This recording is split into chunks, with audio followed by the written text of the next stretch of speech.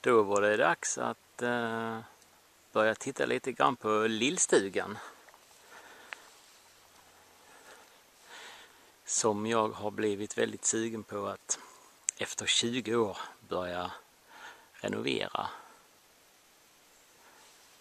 Och tanken är väl att man skulle kunna bygga om den här eller göra om den här då, inreda den till en liten gäststuga. Fasaderna är i bra skick och fönstren också och grunden. Taket är helt, men det är ganska mossigt. Det jag har gjort fram tills nu det är att jag har varit uppe på vinden och rensat ut all gammal halm som låg där. Och där uppe är bara ett enda stort platt utrymme, bara ett golv. Jag är lite nyfiken på det inmurade tegelröret. Det kan eventuellt ge vissa möjligheter. Det krävs lite röjning runt omkring. Några träd får fällas. Det finns ett dött träd bakom huset som måste tas ner. Och den stora asken som står precis väster om huset måste också tas ner. För den utgör en viss risk. Baksidan ser lite sjabbig ut. Men där finns inga rötskador någonstans. Komposten bör ju också då på sikt avlägsnas. Vi ska se vad jag har hunnit göra invändigt. Oj.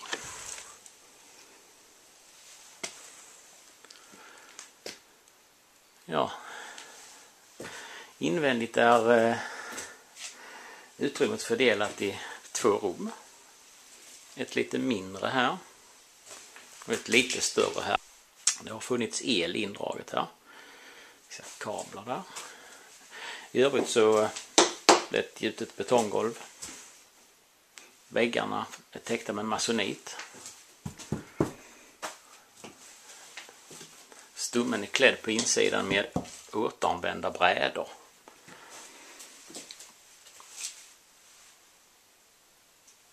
Lagningar gjorda med plåtborkar.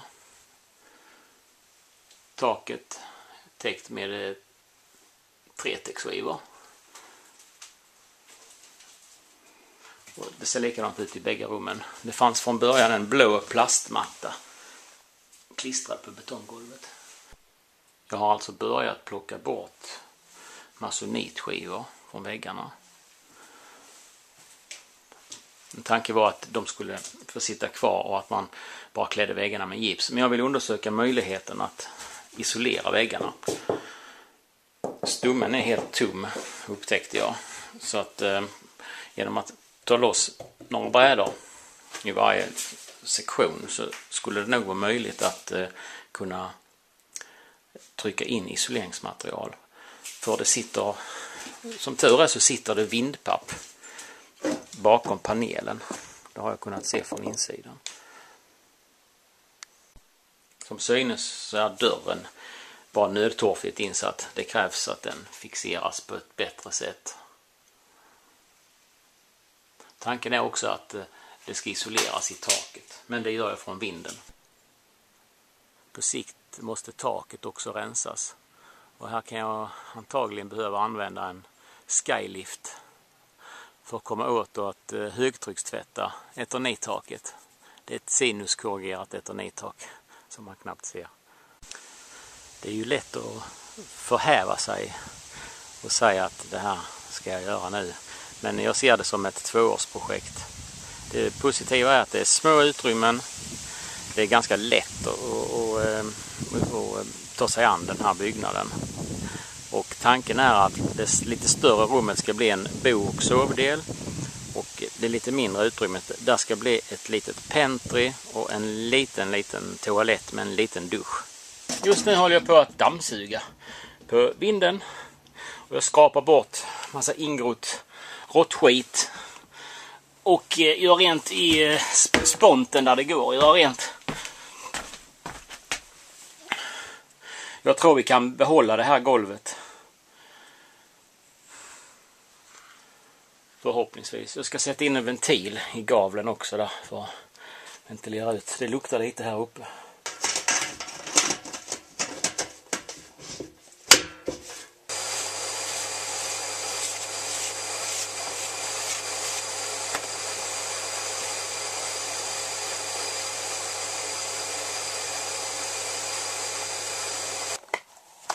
Ja, då var det klart på lilla vinden och det tog mig 3,5 timme att få det här färdigt.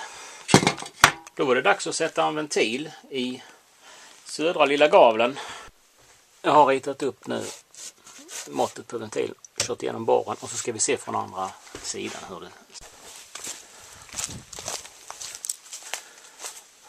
ska vi se. Här där uppe sitter. Ja, det blir bra där uppe. Där kan man se borren sticka ut. Där.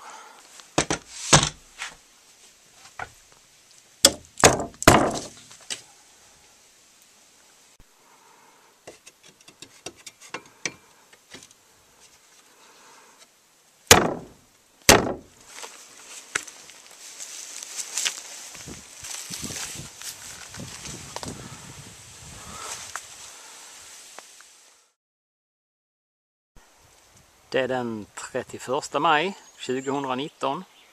Det har inte hänt så mycket vid den lilla stugan sedan förra året. Det är en del träd som har tagits ner. Det har luftats upp. Men idag är det dags att rengöra taket med högtryckstvätt.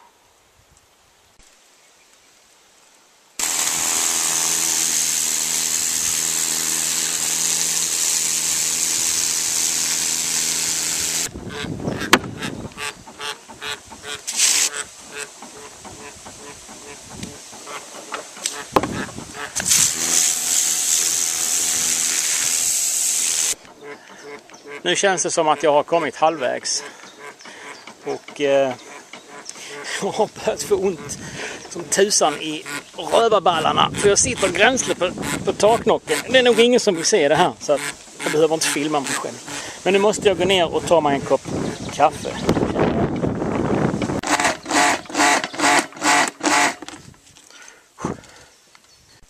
Ja, då var det strax klart. Det har tagit nästan 3 timmar det här. Och man är ju rätt blöt, om man säger så. När taket nu är tvättat så finns det lite jag kan göra till innan sommarsemestern börjar. Då jag tänker ägna några dagar åt stugan. Men fram till dess så kan jag till exempel bygga ett litet skärmtak ovanför dörren. För som det är idag så rinner regnvattnet rakt ner och stänker upp på dörren. Som för övrigt ska få ett lås någon gång i framtiden. Vad man mer kan göra, det är att börja måla fasaden. Jag har en hink röd slamfärg, Falu rödfärg.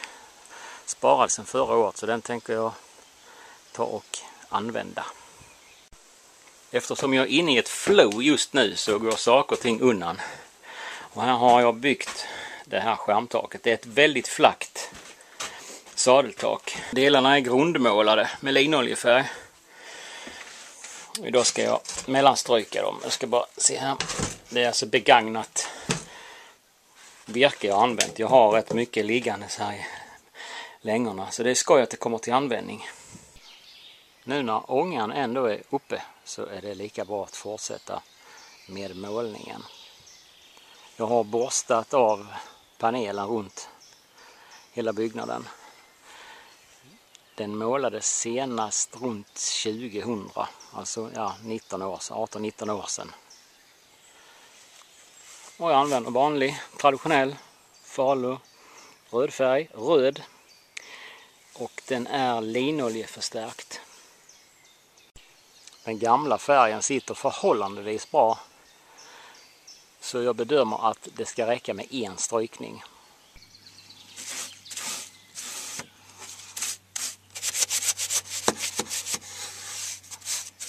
Penseln är styv som en pinne i borsten. Trots att den tvättades oerhört noga förra sommaren. Efter att vi hade målat om övriga byggnader. Men den kommer att mjukna upp efterhand som jag målar. Det går som en dans det här och jag är snart klar med gaveln. Jag noterade att foderbrädan ovanför fönstret har fått ganska mycket stryk.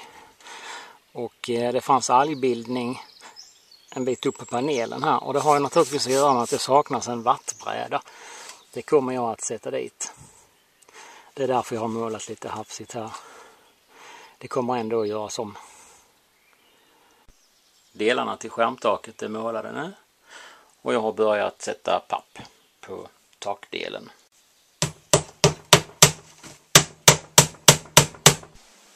Då är det dags att sätta upp skärmtaket. Och jag har börjat med att hänga upp konsolen. Som vanligt så var händerna snabbare än huvudet. Jag märkte att det blev en liten diff här. Det är bredare avstånd där mot vad det är där uppe. Och samma sak är det på andra sidan. Jag har mätt lite dåligt. Men jag ska försöka med spännband och tvinga ihop det lite. Se om jag kan skruva om det. Och jag kan med en gång också nämna att det finns inga antikvariska aspekter. Här använder vi torkskruvar. Men däremot så tycker jag det är skoj att vi kan behålla det gamla fönstret. Att vi fortsätter använda Faluröd slamfärg. Att vi behåller originaltaket. Och att jag kommer fortsätta måla med linoljefärg. Där har vi de antikvariska avvägningarna. Gällande fasaden åtminstone. Ja, det banne mig det. Det var.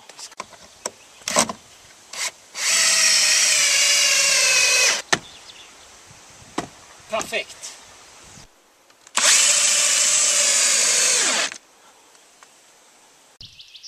Jag mellanströk dörren för några dagar sedan. Jag bedömde att det räckte med en mellanstrykning för där satt rätt mycket av den ursprungliga färgen kvar. Detta är inte den gula kulör som jag vill ha. Utan jag ska nu måla den med en ockra kulör. Det är en ganska markant skillnad mellan de bägge gula kulörerna. Lyckligtvis så täcker slutstrykningsfärgen. Jättebra. Och den här lite mer ljus ockra blekare kulören passar, tycker jag, mycket bättre till en rödmålad fasad. Då är dörren färdigmålad och det är dags att börja titta lite på karmens tätning mot stommen. Vi har väldiga glipor här. Det finns stora hål också som vetter ut. Och det är där igenom som alla löv har blåst in under stormar. 20 års stormar. Men det ska vi få rätt sida på. Men först är det dags för lite kaffe. Innan karmen tätas så behöver det här lilla utrymmet täckas för. Alltså under tröskeln. Och då är det så att fotträet känns, det är lite gistet och har fått lite stryk. Men det känns rätt hyggligt ändå. Så jag bedömer att det går att spika i det.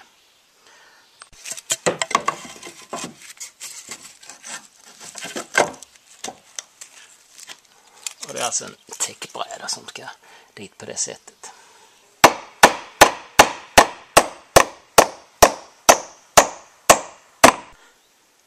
Jag har tidigare nämnt lite om de antikvariska aspekterna och vad gäller invändigt så finns det ju absolut inga sådana.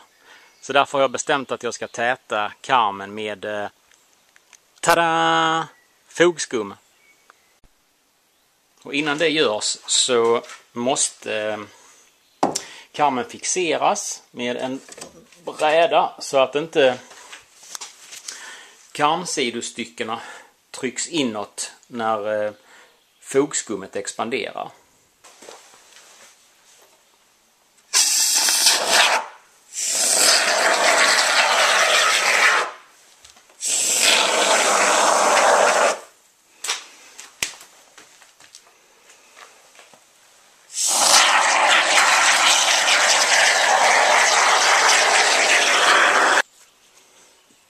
Jag har lite reservdelar, sådana här prylar. Jag ska se om man inte kan göra någonting trevligt av detta. Jag tänker inte lägga resurser på själva låskistan, utan det är den som satt på dörren. Så jag kommer att behöva sätta ett modernt lås. Men detta kan bli trevligt. Ja, jag var inte så rikligt utrustad som jag trodde. Men jag har hittat en lösning.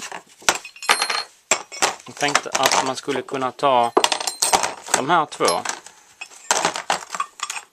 Det är en lite enklare modell. Det var ju den som satt där från början. Och den är lite mer, ja, den är ju väldigt dekorativ. Men jag hade bara en hondel förutom de där, och det vill jag inte ha. Men det här trycket skulle man kunna använda. Och de skyltarna. Så jag testar. Jag ska se om jag kan polera upp de här. För det är ju mässing i de här. Ja, och naturligtvis så passar det inte riktigt. Jag gör så att jag slipar ner roddaren lite grann på alla 4 sidor.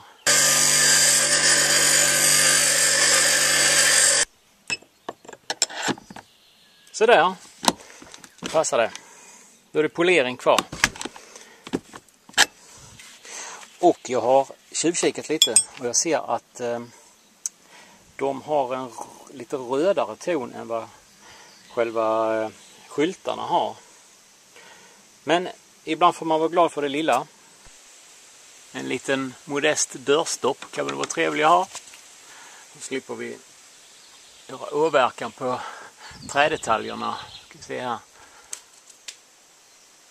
Perfekt. Turen har kommit till vattbrädan. Den här. Som ska upp ovanför fönstret och skydda fönstret. Så här. För att göra det så enkelt som möjligt så plockar jag ner locklistorna. Så där, vattbrädan uppe och locklistorna sågade. Nu ska de bara sättas upp. Nu känns det som det är dags för lite måleriarbete igen. Södra gaveln under ommålning. Nästan färdig.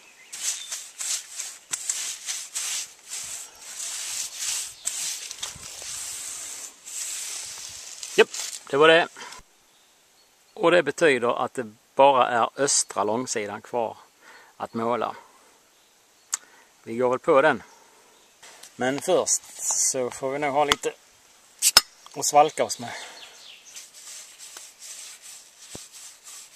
Så då var östra långsidan färdigmålad. Det syns väldigt dåligt för det är skarpt solljus och häftiga skuggor. Men så är det. Hela fasaden är färdigmålad nu.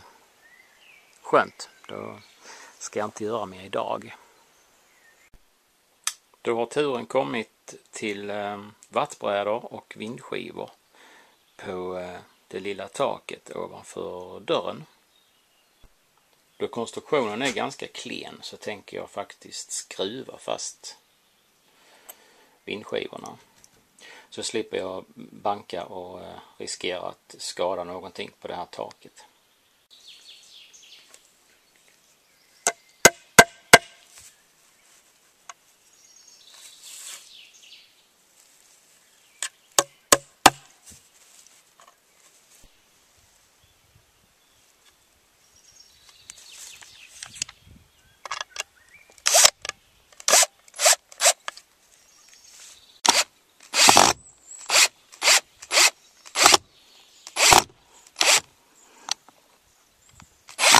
Ja, det blev inte riktigt jättebra. För vattbrädorna där, det blir för stor glipa mellan dem. Där kommer vatten att rinna ner och det blev så där för att jag hade helt enkelt sågat den ena brädan aningen för kort. Det är viktigt att de täcker vindskivorna så att vattnet inte rinner vidare ner på vindskivornas kant. Jag fick göra en liten lösning här så att vi fick ut ett par millimeter på den sidan där den var för kort. Så jag testar att täcka glipan med en bit papp som jag målar in vitt. Och det betyder att jag får lik förbaskat spika här nu. Men ja, det ska nog bli bra. Vi får se.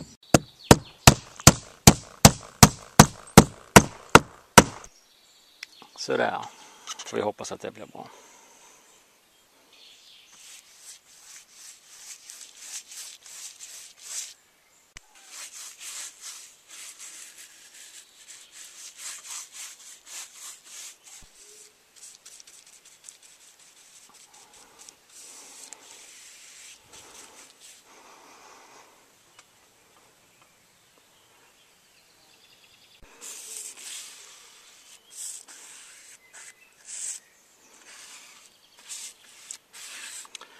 Så där, det var sista penselstrykningen. Nu är allt färdigmålat. Det sista som återstår att göra nu innan exteriören är helt färdig, det är att skära rent i glasen mot kittkanten. Men det kan jag inte göra förrän färgen är torr. Så jag tänker göra så att innan jag bestämmer mig för att etapp 1 är färdig så renskär jag tätningen av karmen. Det ser ut så här. Det är lite mörkt så man ser inte riktigt.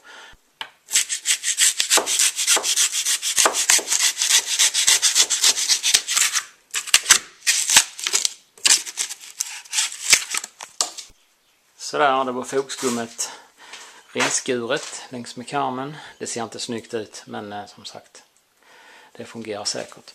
Därmed så har jag bestämt mig för att etapp 1 är avslutad.